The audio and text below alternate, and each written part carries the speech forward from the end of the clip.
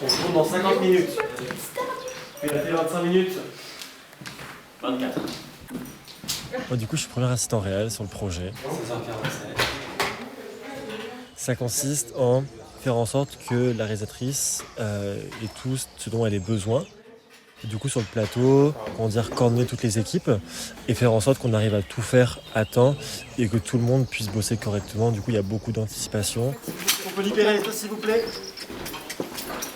J'ai géré, je suis un peu passé en mode survie de là, il faut qu'on avance. Je sais pas si je l'ai bien géré ou pas, je crois que ça a été. Je suis pas sûr. Non, vas-y, tu peux passer à Camille en plus. Le premier jour, il a été dur, mais en vrai, je m'y attendais. C'est pas toujours aussi dur. Un premier jour, c'est compliqué, mais c'est jamais vénère. Mais ça a été intense parce qu'on nous a laissé que très peu de temps d'installation pour la première installation, alors qu'on connaissait à peine les lieux. Les escaliers et à brancher le 1 kg. J'ai eu beaucoup de responsabilités au niveau de la sécurité électrique, ce qui est de base mon travail. Mais là, on était sur un décor qui était très dangereux, qui risquait de prendre feu. Et du coup, c'était une dose de stress considérable en permanence. Le manque de café aussi. La café. Brigitte, où est le café? Et, je suis bien entouré au niveau de mon équipe, donc ça aide aussi. Directrice de la photographie, je dirais que c'est celui qui va gérer la coordination à la lumière, au cadre. C'est celui qui va définir une ambiance au début du film qui va essayer de s'en tenir. Pour la forêt, c'était plus compliqué les cadres parce que là, il y avait beaucoup plus de portée. C'est une caméra qui est lourde, donc la cadreuse, elle endure beaucoup de choses. Elle est trop forte, Garance. Oui, c'est pareil à la caméra, ils font très bien leur boulot et c'est remarquable, quoi. Mais ça marche aussi pour les autres pôles, hein, vraiment avec l'équipe Mach et Lex, c'est pareil. Hein. Forcément, aux installs de lumière, ça prend beaucoup plus de temps, il y a beaucoup plus de réflexion, mais on arrive toujours à trouver des solutions. Mais quoi? C'est adorable, le petit smiley. Ah, il est peut-être... C'est cassé le cul à le faire. Il n'y a pas de souci, je le rentabilise, aucun souci. Ah bah c'est bon, il a dit là. Je suis super contente de l'équipe Image parce que c'était pas toujours facile. Mais je suis très contente d'avoir pu travailler avec eux parce qu'en vrai, je trouve que c'est l'équipe qui correspond au projet, quoi. Enfin, moi, je pars du principe qu'il vaut mieux que les intentions à la mise en scène, elles passent pour raconter une histoire qu'on biaise toute une mise en scène au détriment d'une image qui ne marchera pas si la mise en scène n'est pas là. C'était pas d'Orient Du coup, Les Vagues, c'est l'histoire de Gaspard qui a 18 ans, qui rencontre Marcel, qui a un vieux mec de 85 ans qui est atteint d'une maladie. Le lendemain, quand il se réveille, il n'y a plus personne chez Marcel. Il doit repartir avec le chien de Marcel à sa recherche. Okay. Ouais, c'est ça. Ah oui. Très nonchalant. Qu'est-ce que tu fous? Attention. Ce qui me plaît dans ce métier, c'est vraiment imaginer les histoires. Naturellement, mes scènes, elles étaient écrites assez dramatiques et j'avais pas envie d'un jeu très dramatique. En fait, avec les directions que je donnais, etc., j'avais toujours un Gaspard qui était assez plat. Enfin, c'est un personnage plat et qui est interprété par cet acteur et c'est ça qui lui donne du caractère. C'est comme Marcel en fait, ce mec il est très neutre en fait. Marcel ça peut être tout le monde et personne en même temps et Gaspard c'est pareil. Ce qui m'intéressait c'était d'avoir un jeu pas dramatique avec des scènes assez dramatiques. On peut aller se faire des petites répètes dehors. Ouais. Mais ça marche plus le truc qu'on a tellement. Enfin moi j'ai une volonté de retranscrire la lenteur de la vieillesse, de la vie de Marcel. Et d'avoir quelque chose où, en fait, dans la maison, on est très enfermé. Je sais qu'il y avait une grosse volonté de plan organique, de quelque chose de très texturé. Donc je pense notamment à la soupe, qui est dégueulasse. Merci Marion. Ça va être long, ça, avec les mains. Non mais... Mon boulot, c'est de créer les décors et de m'occuper des accessoires pour que tout l'univers du film prenne vie. Ce qui était génial aussi, c'est qu'on avait déjà une super base dans le décor. Les murs, ils étaient décolorés avec le temps. Le papier peint, il était déchiré. Ça nous a vraiment permis d'aller encore plus loin dans l'univers de Marcel, de le rendre plus vivant, plus crédible. Oh là, ça, tu ça, c'est incroyable. Eh mais comment pas Ça, c'est fou. C'est cool. C'est incroyable. J'adore. Allez. Oh, filme ça. Ça, voilà. Pourquoi j'ai choisi cette maison. Voilà. J'ai dû aussi salir le matelas. Donc là, j'ai tout simplement renversé un mélange de jus d'orange et de coca dessus. Il y avait aussi la soupe qui devait être dégoûtante visuellement. J'ai utilisé une soupe toute prête avec des croûtons ramollis et beaucoup de maïzena pour épaissir. Donc je pense que ça peut permettre aux spectateurs de ressentir de l'empathie pour Marcel. Mais aussi, on peut partager le dégoût de Gaspard quand il découvre cet endroit. Okay. On va installer dans la salle à manger pour l'instant. Ouais. Je vais mettre dans la cuisine, on installe la cuisine. Ok. Shana, elle a grave un regard très simple, mais pas dans le sens... Enfin, simple, c'est pas du tout péjoratif. Au contraire, déjà, le cinéma, c'est quand même quelque chose qui est... Tout est faux, de A à Z. Et elle arrive à tout rendre réel. Je trouve qu'il y a beaucoup de beauté dans la banalité des choses et que souvent, on passe un peu à côté de ça. On a énormément de textures dans les draps. Qui sont, en fait, on a des draps à carreaux, on a des draps en laine, on a des draps en crochet. Et en fait, toutes ces textures-là vont composer l'image. On a aussi le matelas qui fait énormément de formes. Le but, c'était d'avoir un court-métrage qui n'est pas lisse et qui est hyper sensoriel. Ça passe énormément par le son, où en fait, on veut un son qui est hyper présent. Il y a vraiment une volonté de retranscrire les sensations au-delà des émotions. Oui, Steps dans le couloir de Gaspard. Visuel. Action. Un bon son, ça te change toute ton expérience immersive dans ton film. Baptiste, du coup, moi je lui dis le son dans la séquence ça va être ça. Il me fait oh ok. Mais t'as compris? Ouais, j'ai compris. Au final, en post-prod, on se retrouve, il a tout fait. Baptiste s'en bat les couilles. Hein. Non, je le vanne. Tu l'as eu ou pas? Comment pas? Oui, il a signé. Bon, on fait une position de... Ok. On peut en place s'il vous plaît? C'est pas... Je suis chef opérateur son, donc c'est moi qui m'occupe d'enregistrer le son. Je voulais faire un film très naturaliste, donc ça se comprend que ça va aussi se ressentir au son. Et donc nous ce qu'on a fait c'est que pour la prise de son en tournage, on a pris un maximum de son seul d'ambiance pour au montage et au mixage avoir le plus de matière possible pour qu'on ressente bien justement les ambiances, la nature, les textures, etc. Ça va plus être des nappes sonores que réellement des musiques. Et ce sera pareil pour habiller, on va dire, le côté naturiste que Shana veut. Donc ça va pas être réellement des musiques à thème ou avec des thèmes reconnaissables, mais ça va plus être des nappes d'ambiance pendant le court-métrage. Coupé, elle était trop bien. Oh, let's go.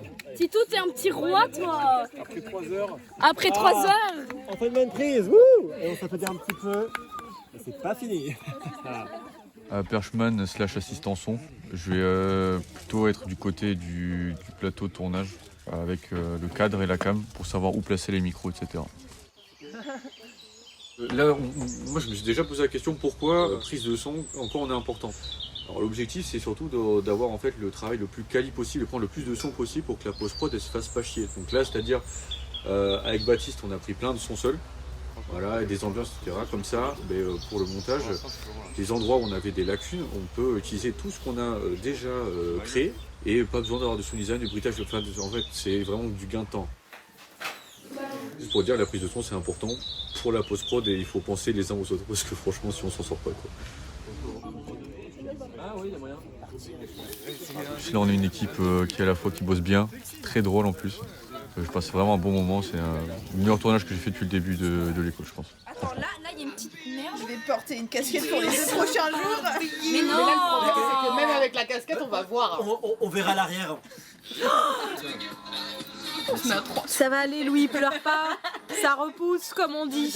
On l'a dit,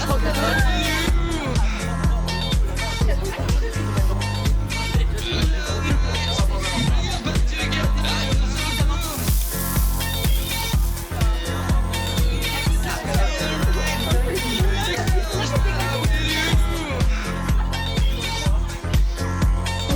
c'est... Non, les gars, ça a pas bougé en 2h30. Hein. Arrête, ça a pas bougé. Arrête. Ça fait 3 quarts d'heure qu'on cause dessus, donc j'arrête.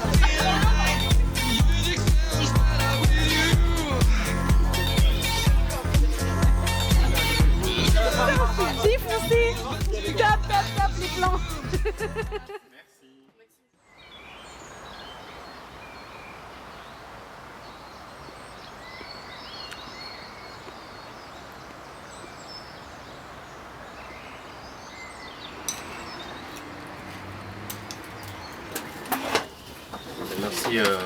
Merci pour le café, Adèle. Pas de soucis. Merci déjà de vous être levé pour là. C'est bien. J'espère que vous n'avez pas passé une nuit trop courte, j'ai envie de dire. On va attaquer une deuxième journée, donc la deuxième journée va être rude. Mais ça va bien se passer. Mon rôle, c'est directeur de production. Je dois gérer la sécurité, la gestion, l'organisation du décor et du tournage en lui-même. Si je suis sur le tournage et que j'ai rien à faire, c'est que j'ai bien fait mon travail avant. Mais c'est trop... Ça lui va comme un gant. Hein. Ça lui tient bien le corps et tout, regardez ça, Et puis il est tout fier. Elle a la tête levée là. J'étais maître chien avec mon chien.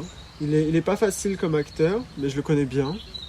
Donc j'essaie de faire en sorte que ce que veut Shana soit fait en fait. On a beaucoup préparé avec Titou. Moi à la maison, je fais avancer Titou, je fais monter sur le lit, tout plein de petits tests que Shana voulait dans son scénario, dans la maison.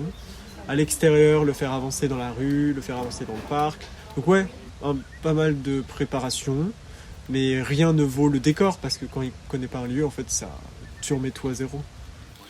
Ok, on la retente. Cette fois, on met la balle de trucs qui sont bons là sur les doigts de Dorian.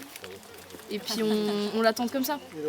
Heureusement, j'ai Maxime, mon assistant de prod, qui a géré, qui faisait de la prod du début du tournage jusqu'à la fin du tournage et même à 20h. Là, on revient de 20h. Pour que moi, je n'ai que à faire 2-3 heures de prod par jour en fait. Mais franchement, vous avez déjà bien géré tous, donc merci à vous et on continue, écoutez. Voilà. T'as pris des notes aussi. Moi, c'est vraiment... Mon rôle consiste globalement à faire de la logistique, gérer les logements, les décors surtout, les trouver, sécuriser les décors. Surtout de gérer donc les repérages à Mirande, d'aller 2 fois. Donc pour la maison et la forêt aussi. On a dû chercher donc la forêt du tournage. Et j'ai géré aussi tout ce qui était logement avec Thibaut et la gestion du budget global avec Valentin. En fait, il y a beaucoup de choses qu'on a fait quand même en duo avec Valentin. Le moins possible et le moins de choses possibles, s'il vous plaît. J'étais content qu'il y ait Valentin sur le tournage. À 2, c'est beaucoup plus simple, en vrai, la régie. Et on a très vite pu trouver une entente et faire en sorte que chacun d'entre nous ne soit pas sous l'eau avec le projet de Shana. Baptiste, son sandwich. Wow! Je pense que j'ai jamais entendu Baptiste autant de fois. C'est mon premier, ça. Oui, ouais, t'as raison. Merci la régie! Ce que j'ai préféré, c'est bizarrement la route. Parce que c'était un moment où, en soi, j'avais le plus de responsabilités, même si c'était stressant. Mais c'était là où c'était aussi le plus technique, on va dire, pour la régie. On attend dans 10 minutes. Attends. Après le premier tour. En vrai, c'était stressant parce que c'était la première fois que c'était sur une départementale avec des voitures à 90 à côté. Et c'est vrai que ça fout une pression de fou parce que sur l'autorisation, c'est mon nom qui est marqué, pas celui de la réal ou du directeur de production. Donc la responsabilité est supérieure et je reconnais que, par exemple, sur ce moment-là, j'ai vraiment stressé. Ça a été un peu tendu parce que il y a des problèmes qui se sont accumulés et il y a cette peur-là de perdre un peu le contrôle de la situation. C'est putain de dangereux, hein, là, le point qu'on va faire. Là, franchement, il y a un truc qui se passe. Je viens à les bâtisses. Enfin voilà, il y a plein de trucs comme ça qu'il fallait que j'ai un œil. Un accident peut vite arriver, une voiture qui sort un peu de route. En vrai, tout peut arriver. Mais bon, heureusement, rien n'est arrivé et ça s'est très bien passé.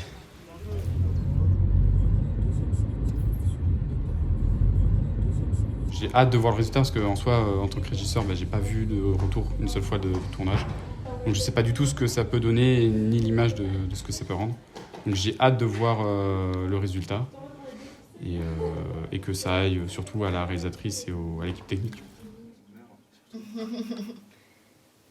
Ouais, on n'en a pas des moins graves. Mon rôle, c'est vraiment de monter le film, de trouver son rythme, sa patte, d'arriver à rendre possible ce que Shanna a imaginé et ce que Shanna a écrit. Shanna a des vœux de montage que je connais, que je sais comment elles marchent et qui marchent avec la façon dont moi j'ai de procéder dans le montage. Ce qui fait que ça marche super bien entre nous pendant toute la durée du montage et que quand elle a des problèmes, je trouve plus ou moins facilement les façons de les résoudre. C'est très psychologique. En fait, c'est vraiment des séances de psy, le montage. Surtout la narration.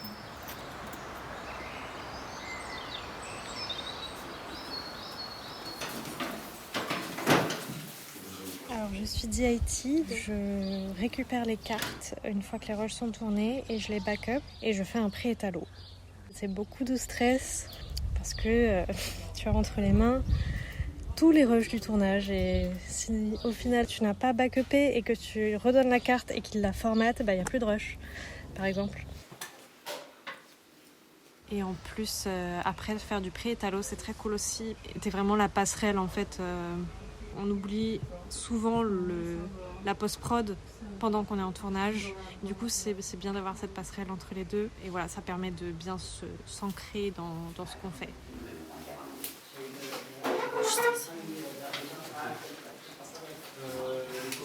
Le clap il est trop beau.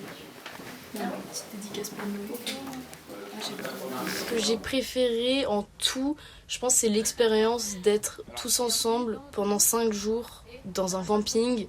C'est hyper particulier, quoi. J'avais jamais fait de tournage où on est 100% tout le temps avec des gens. Mais je trouve que ça rapproche de fou l'équipe. Ça fait que on boit des coups ensemble le soir.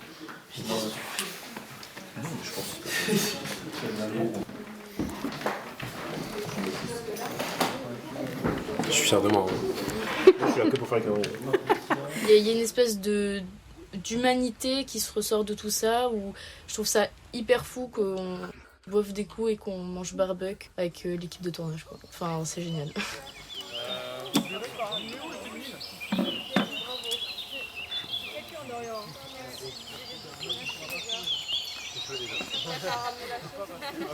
La chaise pour Chanel est pas bonne.